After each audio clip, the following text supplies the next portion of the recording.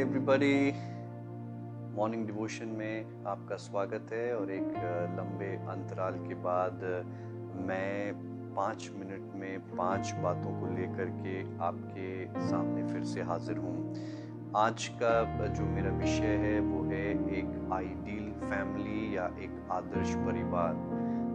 जब मैं बाइबल को खोजा और ढूंढने की कोशिश करी कि कोई एक ऐसा आदर्श परिवार मुझे दिख जाए तो मैंने देखा कि बहुत कम ऐसे परिवार थे जिनके विषय में हम मनन कर सकते हैं या चर्चा कर सकते हैं।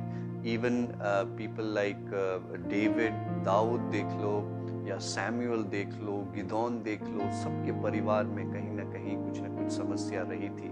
परंतु एक फैमिली पर मैं आकर के अटक गया जो मैं सोचता हूँ कि इस फैमिली से मुझे और आपको बहुत कुछ सीखने को मिल सकता है, और ये परिवार है अब्राहम का परिवार।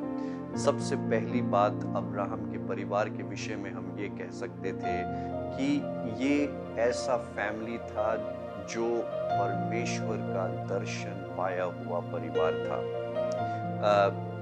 उत्पत्ति के 12वें अध्याय की पहली आयत में ऐसा लिखा है कि तब परमेश्वर ने अब्राहम से कहा। इसका मतलब कि अब्राहम परमेश्वर की बातों को सुना, उसमें ये क्षमता थी। हालेलुया। और परमेश्वर ने उसे एक दर्शन दिया।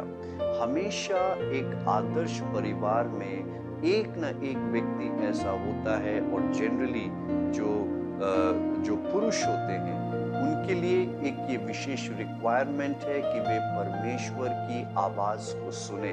तो एक आदर्श परिवार वो परिवार होता है जो परमेश्वर की आवाज को सुन सकता है, और जो परमेश्वर की आवाज को सुन सकते हैं वे परमेश्वर का दर्शन पा करके उसके ऊपर चलने वाला परिवार आगे जाकर के बनता है। नंबर 2, हम ये देखते हैं कि उसका परिवार, अब्राहम का जो परिवार था, वो अब्राहम को सपोर्ट किया। जब अब्राहम ने कहा कि भाई हमें ये सब कुछ छोड़ करके एक अनजान जगह जाना है, तो आप मेरे साथ चलोगे क्या? तो पूरा जो परिवार था वह उसके साथ चला। उन्होंने इस दर्शन को, इन लोगों ने, अब्राहम के परिवार के लोगों ने उसको सपोर्ट किया। सारा ने पूछा होगा कि हम कहाँ जा रहे हैं? अब्राहम ने कहा मुझे नहीं मालूम, परंतु जो मैंने सुना है वो सही है। और इस बात पर विश्वास करके सारा और उसके जितने भी साथ के लोग थे वे सब अब्राहम के साथ निकल पड़े। नंबर 3, अगर हम देखेंगे तो वो ये है कि ये वो परिवार है जो परमेश्वर से प्रतिज्ञाओं को हासिल करता है।